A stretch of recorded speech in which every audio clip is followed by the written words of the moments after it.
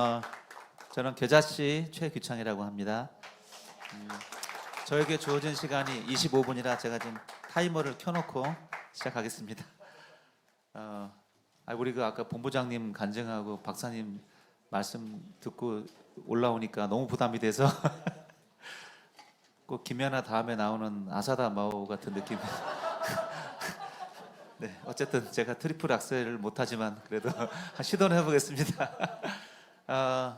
사실 제가 아침에 무슨 말씀으로 시작을 할까 고민하다가 생각한 게 창세기 1장 1절이었는데 딱 말씀을 하셨어요. 조금 전에. 저도 이제 창세기 1장 1절과 저희 아버지 얘기를 좀 하려고 했는데 앞에 간증이 똑같았어요. 말씀도 똑같았고 저희 아버지는 이제 성질은 굉장히 급하고 좀 그러셨지만 저는 많이 맞고 자라진 않았습니다. 그런데 저희 아버지는 장로를 30년을 넘게 하셨고요. 너무 이른 나이에 돌아가셨어요. 근데 그게 이제 교회에서 받은 스트레스 때문에 돌아가셨거든요. 너무 극심한 스트레스를 받았고 특히 우리 교회를 거쳐갔던 몇몇 목사님들이 너무 힘들게 해서 이게 사람으로서는 감당하기 힘든 스트레스를 겪다가 몸에서 열이 나는데 원인을 못 찾았어요. 세계 종합병원에 입원을 했었는데도 원인을 못 찾다가 마지막 간 병원에서 혈액종양 쪽에 의사 선생님이 내려오시더니 검사를 해보자는 거죠. 혈액종양을 왜 검사하세요? 그랬더니 이게 의심이 된다는 거예요.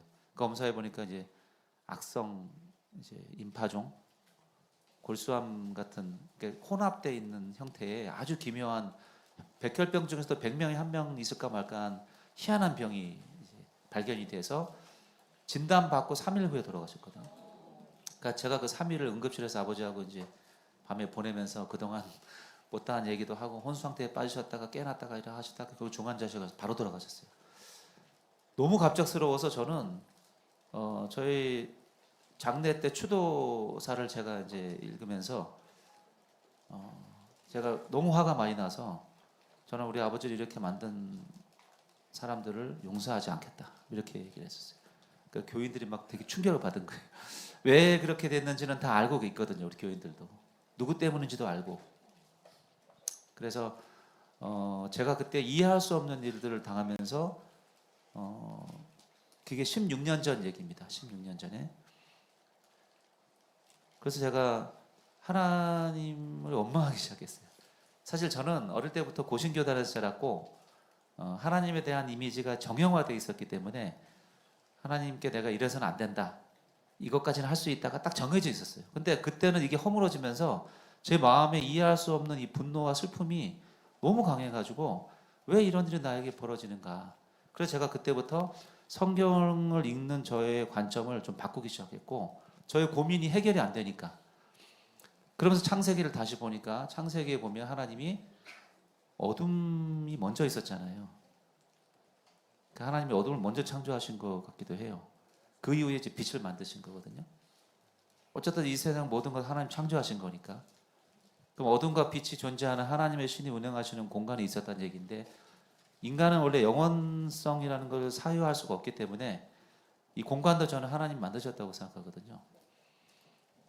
어떻게 만드셨는지 모르겠지만 그 속에 어둠이 있고 근데 희한한 것은 하나님이 그 어둠을 싹 없애버리고 빛으로 채우면 딱 좋겠는데 그게 아니라 어둠을 그대로 놔두시고 그 위에 빛을 이렇게 덮으셨어요. 그래서 아침이 되고 저녁이 되고 아침이 되고 저녁이 되는 첫째 날, 둘째 날 빛과 어둠이 공존하는 상태로 이 우주를 만드셨다는 게 저에게는 굉장히 이제 새로운 관점이었어요. 왜냐하면 우리가 인간 자체가 빛과 어둠이 공존하잖아요. 아까 말씀하신 대로 인간은 하루의 반을 어둠 속에서 보내요. 잠을 자야 되니까. 성경에서 하나님이 주신 가장 첫 번째 계명이자 이스라엘 백성들에게 주셨던 첫 번째 계명이자 가장 중요하게 생각하시던 계명이 뭐냐면 안식이에요. 안식. 뭘 하라가 아니라 쉬어라. 그래서 광야에서는 이스라엘 백성들이 쉬지 않으면 텐트 밖으로도 나오지 말라고 했고 안식일을 어기면 심지어는 돌로 죽여라라고까지 얘기했어요. 쉬지 않으면 죽여라. 이게 말이 되나요? 근데 그런 계명을 주셨어요. 안식이 그만큼 하나님께 너무나 중요한 개념이었던 건데 사람은 불을 꺼야 안식을 할 수 있고 잠을 잘 수 있어요. 그런데 그 잠을 자는 동안에 인간은 자기가 아닌 다른 모습이 되잖아요. 꿈속에서 온갖 얄궂은 꿈을 다 꾸잖아요. 꿈속에서는 저는 죽은 아버지도 만나고 누구도 만나는데 깨어나면 누구였는지 기억이 안 나. 되게 좋은 일이 있었는데 깨어나면 기억이 안 나. 하지만 저의 인생의 반은 그 속에 살아요. 그걸 이제 심리학에서는 무의식이라고 하는데 우리가 깨어있을 때는 의식이라고 하고요. 어쨌든 인간은 빛과 어두움, 의식과 무의식이 교차하는 상태로 살게끔 지어져 있어요. 그러다 보니까 하나님에 대한 이 고대 이스라엘 사람들의 이해도 그런 방식의 투사가 일어났다고 하는 게 정신분석에서 말하는 기독교적 구약의 하나님이에요. 예를 들면 하나님은 인간을 만들어 놓고 되게 보기 좋으셨다고 해놓고서 어떻게 하세요? 다 죽여버리시잖아요. 아브라함에게 큰 민족을 이루겠다고 약속하셔놓고 그 민족을 이룰 수 있는 유일한 수단인 아들을 죽이라고 하시잖아요. 이해가 잘 안 가는 일들이 계속해서 모세를 부르시죠. 출애굽기 3장에서. 근데 4장 가면 무슨 일이 벌어져요? 바로에게 가는 모세를 죽이려고 하세요. 여관방에서 잠을 자는데. 그래서 이제 모세의 아내가 그 아들의 표피를 잘라서 던지면서 당신은 나의 피의 남편이라고 하잖아요. 그러니까 그 아내는 모압 그 미디안 사람이었지만 할례를 알고 있었어요. 그러니까 이게 알 수 없는. 그러니까 그 또 민수기 22장에 보면은 발람 선지자가 나오는데 발람 선지자를 하나님이 그 모압 왕 이름은 발락이에요. 발락이 발람을 불렀어요. 그러니까 발람이 모압 사람이었지만 하나님을 섬기는 선지자였거든요. 그래서 물어보니까 하나님이 가지 말라 그러세요. 근데 발락이 두 번째로 더 많은 더 높은 사신들을 보내서 오라고 해요. 그러니까 발람이 또 하나님께 물어봐요. 그러니까 하나님이 가만 보니까 발람이 가고 싶어해. 그래서 오케이 가라. 그 대신에 너는 내가 시킨 말만 해라 이렇게 얘기했어요. 그래서 발람이 그 다음날 아침에 나귀에 짐을 싣고 출발해요. 근데 가는 길에 하나님이 화가 나서 발람을 죽이려고 하세요. 모세하고 똑같은 일이 벌어져요. 그 나귀가 안 갈라 그러잖아요. 무서우니까. 나귀 눈엔 천사가 보이거든요. 칼을 들고 있는 천사가. 그래서 벽 쪽으로 그 벼랑 쪽으로 몸을 나귀가 피하니까 발람의 발이 벽에 닿아서 막 아프니까 이놈이 왜 이러면서 막 나귀를 때리거든요. 근데 그때 발람의 눈이 열려서 발람도 천사를 봐요. 그 천사와 대화를 합니다. 그리고 천사가 나중에 뭐라 그래요? 가라. 또 가라 그래. 가라 그랬다가 가지 말라 그랬다가 가라 그랬다가 또 가지 말라 그랬다가 이해할 수 없는 하나님이 우리는 수도 없이 많이 봅니다. 욥을 보세요. 그렇게 의로운 종을 시험하게끔 사단에게 허락하시잖아요. 그래서 제가 이제 그 인생에서 우리가 사실 피할 수 없는 게 고통인데 저도 뭐 몇 년 주기로 굉장히 극심한 고통들을 많이 당해 왔어요. 저도 순탄한 삶을 살았다고 생각하지는 않습니다. 그런데 그때마다 하나님의 뜻이 무엇인가가 굉장히 저에게는 큰 딜레마예요. 사실 우리 인생의 숙제죠. 왜 하나님이 인생에 고통을 허락하시는지. 그래서 제가 그 단서를 찾아보려고 이제 전체 성경을 그 관점으로 계속 보기 시작했어요. 제가 예는 수도 없이 들을 수 있어요. 그런데 저는 하나님이 우리를 만드신 목적이 전도하기 위해서는 아닌 것 같아요. 전도는 결과론적으로 이 시대의 소명이기 때문에 우리에게 주신 사명인 것이지 본질적으로 하나님이 이 피조세계를 만드신 목적은 소통하기 위해서라고 저는 생각해요. 저의 신앙 여정 가운데 내려진 결론은 소통하기 위해서. 그래서 가장 저는 우리가 범하는 가장 큰 죄는 창조자를 인정하지 않는 거예요. 하나님 창조자가 계시다는 것을 인정하지 않고 무시하고 사는 게 설령 내가 윤리적으로 도덕적으로 잘 살았다고 하더라도 하나님 보시기에는 본래 목적에 가장 크게 위배되는 거예요. 우리는 창조자를 인정해야 돼요. 그리고 그분과 늘 소통하고 대화해야 돼요. 그게 기도인데 지금까지 제가 살아왔던 저의 경험을 보면 하나님과 대화하기보다는 하나님을 너무 멀리 생각했던 거예요. 우리 처음에 기도들 그러잖아요. 전능하시고 무소부지하시고 전지전능하신 그 멀리 계신 하나님이기 때문에 내가 감히 하나님께 화를 낼 수도 없고 아까 본부장님처럼 반말을 할 수도 없고 하나님께는 저의 태도가 고정되어 있었어요. 감히 넘을 수 없는 선이 있는 거죠. 그래서 제가 성경을 다시 보니까 하나님은 어둠과 빛을 공존하게 하신 하나님인 거예요.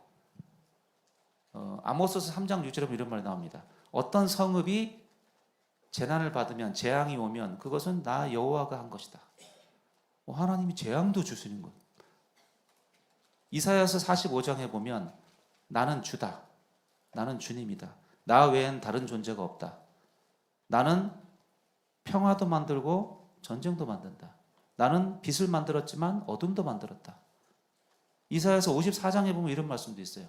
나는 연장을 숯불에 단련하여 쟁기를 만드는 대장장이도 내가 만들었다. 하지만 칼을 만들어 전쟁을 일으키는 군인들도 내가 만들었다. 하나님이 이 세상에 빛과 어둠이 공존하는 방식으로 평화도 주시지만 그렇지 않은 재앙도 허락하시는 분인 거예요. 우리 욥기를 보면 알 수 있잖아요. 그 의로운 욥을 하나님이 시험에 빠지게 허락하시잖아요. 이해가 안 되죠. 그런데 또 다른 관점으로 보면 이런 얘기들이 있어요. 아브라함이 소돔과 고모라를 하나님 멸망시키려고 할 때 어떻게 합니까? 하나님을 설득해요. 그래서 50명, 40명, 30명, 20명 해서 몇 명까지 내려가요? 10명까지 내려가죠. 거기서 5명까지 내려갔었어야 이게 멸망을 면하는 건데 10명이 안 돼서 결국 그 성은 멸망합니다. 롯의 가족만 해도 5명은 되는데. 근데 아브라함이 더 이상은 이렇게 버티기가 힘들었나 봐요. 10명에서. 민수기에 보면 슬로보앗이라는 사람이 있는데 그 므낫세 지파 사람이에요. 그 리더였는데 죽었어요. 근데 그 사람은 아들이 없고 딸만 5이에요. 그 당시 딸에게 상속을 하지 않았거든요. 그래서 그 딸들이 모세에게 와서 항의합니다. 아니 우리도 자식인데 왜 상속을 안 시켜주냐. 가장 가까운 남자 친척에게 땅이 넘어가거든요. 그 슬로보앗의 남동생에게. 그러니까 모세가 들어보니까 일리가 있거든요. 그래서 모세가 하나님께 아뢰요. 그러니까 하나님이 가만 들어보시더니 그 딸들의 말이 맞다. 그렇게 해줘라. 이렇게 하세요. 그래서 딸들에게 재산을 상속해줘요. 그러니까 얼마 후에 므낫세 지파의 장로들이 와가지고 또 항의를 해요. 이 상속을 받은 딸들이 다른 지파로 시집을 가면 이 땅이 다른 지파로 넘어가잖아요. 어떻게 합니까? 그러니까 모세가 들어보니까 그것도 일리가 있거든요. 그래서 또 하나님께 가서 물어봐요. 하나님이 가만 생각하시더니 그것도 일리가 있네. 그러면은 그 여자들은 땅을 가진 여자들은 결혼을 할 때 그 지파 내에서 결혼을 하라고 해라. 오케이? 됐지? 모세가 해안이십니다. 그리고 다시 와서 그렇게 장로들에게 얘기하거든요. 그 사건이 2번이나 나와요. 하나님은 설득이 되는 하나님이에요. 모세도 하나님이 광야에서 이스라엘 백성들을 불러냈을 때 금송아지 사건 때문에 하나님 뭐라 그러세요? 내가 이 백성은 답이 안 나오는 백성이다. 내가 다 죽여버리겠다. 그리고 너는 나하고 다시 시작하자. 내가 아브라함과 맺었던 언약을 너하고 다시 할 테니까 너 처음부터 다시 하자. 500년 기다리셨는데 이 백성은 가망이 없다. 그러니까 모세가 뭐라 그래요? 모세가 만약에 노아처럼 한마디도 못하고 가만히 있었으면 이스라엘은 끝나는 거예요. 근데 모세가 하나님을 설득해요. 하나님 이렇게 되면 하나님이 우스워지지 않습니까? 다른 민족들이 뭐라고 하겠습니까? 하나님이 자기 백성을 불러내고 광야에서 다 죽였다 그러면 그러니까 하나님이 들어보니까 맞거든요. 오케이. 그러면 백성들에게 내가 초이스를 주겠다. 나를 따를 자들은 이곳에 오고 따르지 않을 자들은 돌아가라. 해서 거의 태반 정도가 죽어요. 하나님은 그 사건 전 수도 없이 예를 들 수 있어요. 욥도 보세요. 욥기는 애매하게 고난을 당했어요. 그런데 욥의 세 친구가 와서 불한테 부채질을 해요. 네가 잘못했으니까 벌을 받은 거야. 근데 욥은 나는 잘못한 게 없어. 나는 하나님 앞에 의롭게 살려고 노력했어. 라고 논쟁을 하는 게 욥기의 앞에 30장이에요. 뒤에 한 7, 8장은 뭐냐면 옆을 지나가던 엘리후라는 사람이 가만 듣고 보니까 되게 재밌거든요.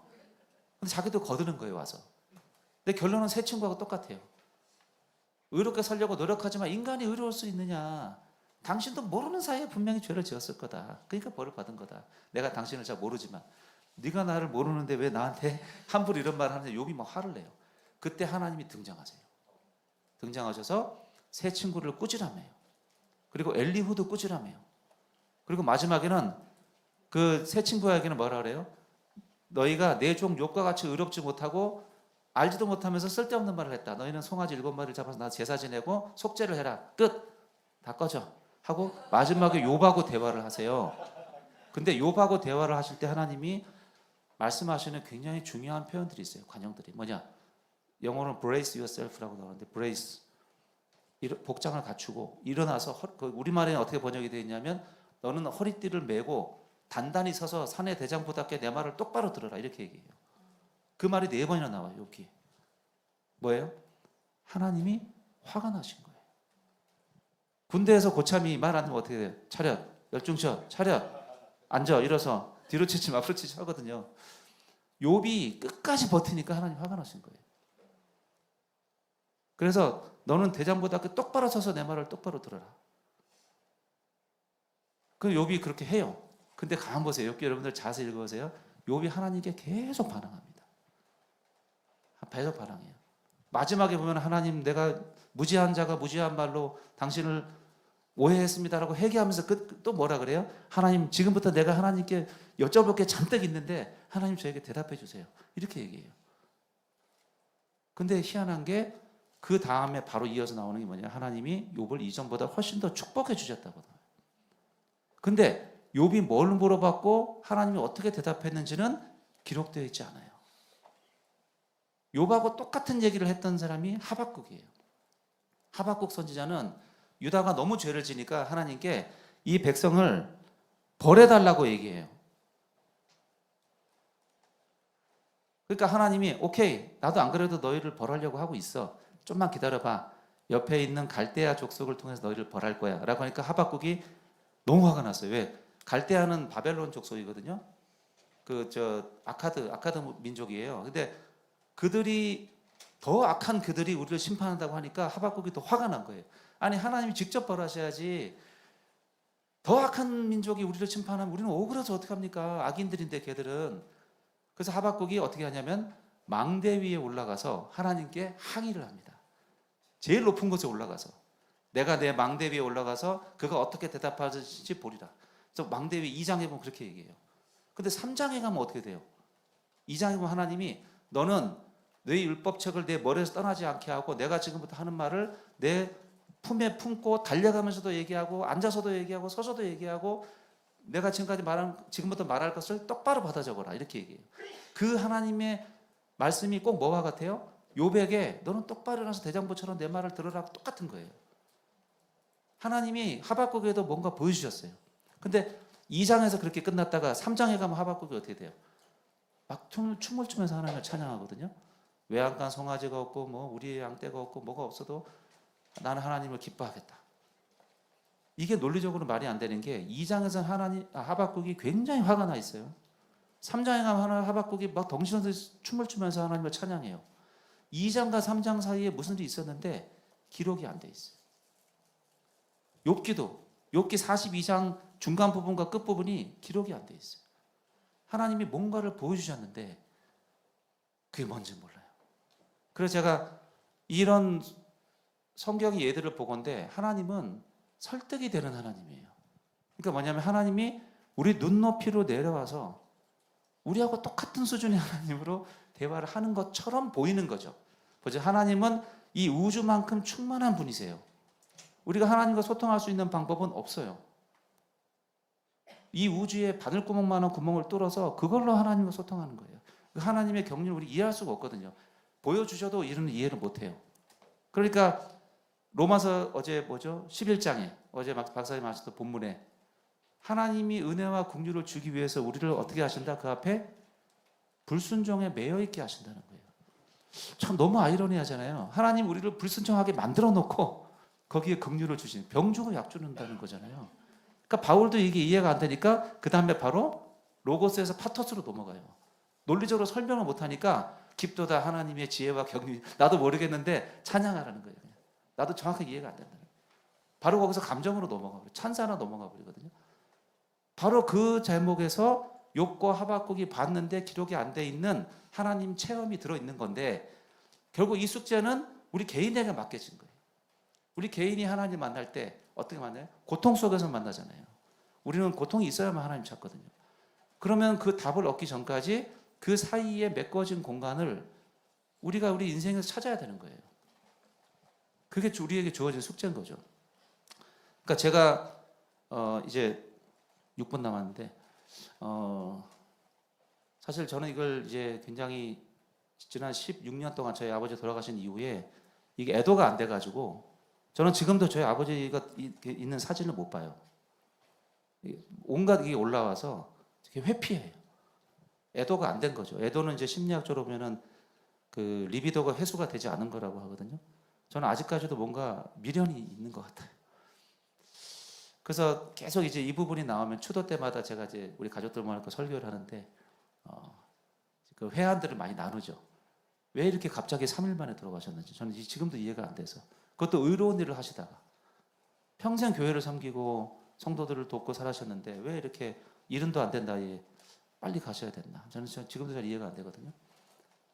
근데 제가 예전에 이제 저희 아버지하고 저희 아버지는 이제 저 앞에서 딱 한 번 평생 눈물을 보인 적이 있어요. 물론 기도할 때는 혼자 기도할 때 많이 우시지만 언제였냐면 제가 군대 가서 첫 휴가를 나왔을 때 그때 눈물이 그렁그렁 하시더라고요. 왜 그러냐면은 제가 대학교 4학년 1학기 마치고 군대를 갔는데 수련회 갔다 와 보니까 집에 그 영장이 와 있어요. 근데 다음 주 화요일 날 들어오라는 거예요. 이거 3일밖에 안 남았는데 오늘 토요일인데? 그래서 제가 국방부에 전화해 봤더니 보충대 2박 3일 있잖아요. 군대 가기 전에 보충대라는 데를 가거든요. 거기 있는 동안에만 들어오면 된대요. 법적으로는. 그래서 보충대 2박 3일이니까 저는 소집한 날 안 가고 그 다음날 오후에 들어갔어요. 사복 입고 머리 밀고 저한테 뚜벅뚜벅 유병서 군인이 저를 어이없이 쳐다보고 누구냐고 그래서 저 입대했는데요. 그랬더니 제가 고향 경북이라 경북 병력으로 들어갔는데 278명 중에 277명이 어제 들어왔고 저만 그 다음날 들어간 거예요. 근데 그 당시에 군번줄이 군번 순서가 학력이 먼저예요. 그 다음에 나이, 그 다음에 지역 이렇게 군번을 짜거든요. 제가 대학교 4학년 때 가가지고 278명 중에 세 번째예요. 대학원 다니다 온 사람 2명 있어서 그 사람들이 이제 첫 번째, 제가 세 번째였는데 제가 안 들어오니까 전날 밤에 그 사병들이 군번줄을 다 찍어 놓은 거예요. 근데 제가 들어가니까 다 밀리잖아요. 다시 찍어야 되잖아요. 엄청 맞았어요, 그날 제가. 법적으로는 다 보충대에만 들어오면 된다고 했는데 그건 법적으로는 거고 이걸 찍는 사병은 너무 화가 나니까 그 일병이 저를 그냥 창고로 불러가서 막 발로 차고 되게 힘들었어요. 그리고 저를 굉장히 힘든 부대로 보냈어요. 거기 있는 부대가 전부 다 그 양구 2사단 경계 근무 쓰는 데로 보냈는데 저만 1년 내내 훈련만 하는 예비사단으로 보냈어요. 주특기도 일빵빵 소총이 아니고 104 아세요? M60이라고 그 람보가 들고 다니는 따발총이 있어요. 그거를 제 주특기로 매겨버린 거예요. 저는 정말 이등병 처음 들어갔을 때 너무 힘들었어요. 이게 그래서 행군도 200km씩 가는 부대로 들어간 거예요. 홍천에 있는. 죄송합니다. 행군을 200km 하면 저는 지금도 제가 평생 살면서 행군만큼 힘든 건 없는 것 같아요. 제일 힘들었어요. 혀를 깨물고 죽어버리고 싶은 마음으로 20몇 시간을 걸어가야 돼요.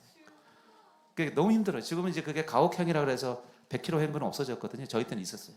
갈 때 100km, 올 때 100km. 저기다가 저는 한 3, 4km 되는 군장을 메고 11km 되는 M60을 얹고 다녔거든요. 정말 그래서 지금도 저는 왼쪽 무릎이 굉장히 안 좋아요. 너무 그때 상해가지고. 그런데 제가 군대 가기 전에 저희 아버지하고 기도를 했던 게 뭐냐면 아버지 저는 군대에 있는 동안에 이게 썩는 시간이라고 하는데 책을 좀 볼 수 있었으면 좋겠다. 아버지가 맨날 물어봤거든요. 너 뭘 기도해 줬으면 좋겠냐. 근데 편한데 이런 데보다는 그거는 하나님이 알아서 하실 일이고 책을 좀 볼 수 있는 데를 갔으면 좋겠다. 야, 군대에서 어떻게 책을 보냐? 그래도 뭐 기도해 달라니까 이제 간절히 기도했죠. 제가 정말 한 6개월 넘게 아버지하고 그걸 갖고 기도를 했거든요. 근데 책은커녕 제가 갔던 부대는 정말 매일 얻어 터지고 행군하고 1년에 한 3분의 1을 산에서 자는 부대예요. 훈련을 하니까. 그것도 저는 주특기 M60이라 11.5kg짜리 총을 들고 뛰어다니고 체력은 좋아졌죠. 그리고서 이등병 때 첫 휴가를 나왔는데 저희 아버지가 눈물이 그렁그렁 하더라고요. 제가 새까맣게 타가지고 오니까 저는 그 기도를 잊어버렸어요. 그런데 일병 한 3호봉 정도 됐을 때 저희가 또 보초를 쓰거든요. 근데 그때 보초를 쓰고 들어왔는데 새벽 2시부터 4시까지 보초를 써요. 근데 4시에 들어와서 또 그냥 자면 안 돼. 총을 다 닦고 자야 돼요.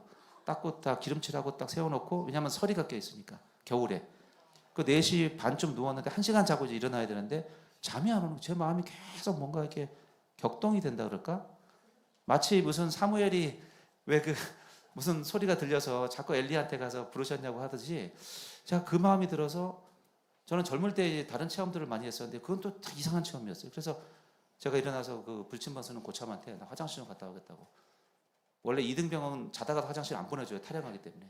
저는 1병이었으니까 일어나서 화장실에 가서 이제 타일을 붙잡고 기도를 했어요. 하나님 무슨 말씀을 하시려는 건지 모르겠는데 제가 이해는 안 가지만 하나님 뜻대로 제가 따르겠다라고 기도를 했거든요. 근데 그 다음 날 일요일 날 교회 갔다 와서 이제 빨래도 하고 축구도 하고 이러고 있는데 웬 찝차가 하나 저희 부대로 이렇게 들어오더라고요. 별이 2개 달린 찝차가 이렇게. 사단장 차거든요. 근데 사단장이 안 타고 있으면 별을 딱 덮어요 이렇게. 근데 주임 상사가 와서 저를 찾더라고요. 그래서 축구하다 말고 와가지고 전대요 그랬더니 더블백 싸라고. 그 제가 사단장 비서실로 들어갔어요. 근데 저희 사단이 10,000명인데 그 10,000명 한 명이 이제 전역을 하게 되니까 거기는 병사들 10,000명의 인사 카드를 다 보고서 추리는 거예요. 그래서 50명 추려서 20명 추리고 5명 추려가지고 그 중에서 저를 이제 뽑은 거죠. 근데 제가 그 사단장 비서실로 가보니까 저 외에 4명 근무하는 직원들이 3스타 아들, MBC 방송 사장 아들 이런 사람들이에요. 저는 왜 뽑혔는지 모르겠는데 제가 뽑혔어요. 근데 거기 가보니까 제가 결론적으로 우리 사단 10,000명 중에 유일하게 책을 볼 수 있는 게 사단장 비서실이에요. 연대장 비서실도 안 돼요. 대대장 비서실도 안 돼요. 너무 훈련이 많은 부대예요. 근데 저는 사단장 일정을 체크해야 되기 때문에 아무도 저를 안 건드려요. 심지어는 10시에 취침도 예외예요. 제가 할 일 있다 그러면 밤에 올라가서 일을 해도 돼요. 제가 남은 2년 좀 안 되는 군생활 동안에 책을 250권 정도 받고 성경을 한 3번 받고 5명씩 소그룹 성경 공부 모임을 만들어서 병사들 성경 공부를 시켰고 그 노만 루이스라는 사람이 쓴 그 영어 공부도 해야 되니까 워드 파워라는 이만한 영어 책인데 그것도 2번 3번 봤어요. 시간이 너무 남는 거예요. 그 제가 이제 그걸 보니까 우리가 기도했던 게 땅에 떨어지지 않는구나. 그래서 야곱이 하나님과 씨름하잖아요. 씨름할 때 하나님이 져주잖아요. 그래서 내가 졌다. 놔라. 환도뼈를 쳐도 계속 붙잡으니까 놔라. 내가 졌다. 그래서 이스라엘이라고 하잖아요. 근데 하나님이 자기 백성의 이름을 이스라엘이라고 한 이유를 제가 아버지 돌아가신 이후에 깨달았어요. 왜냐? 하나님과 씨름한다는 뜻이거든요. 이스라엘은. 이겼다는 말은 나중에 천사가 한 말이고 그 원문의 의미는 하나님과 씨름하는 자라는 뜻이에요. 하나님은 자기 백성이 나하고 씨름하는 백성이 되기를 원하셨던 거예요.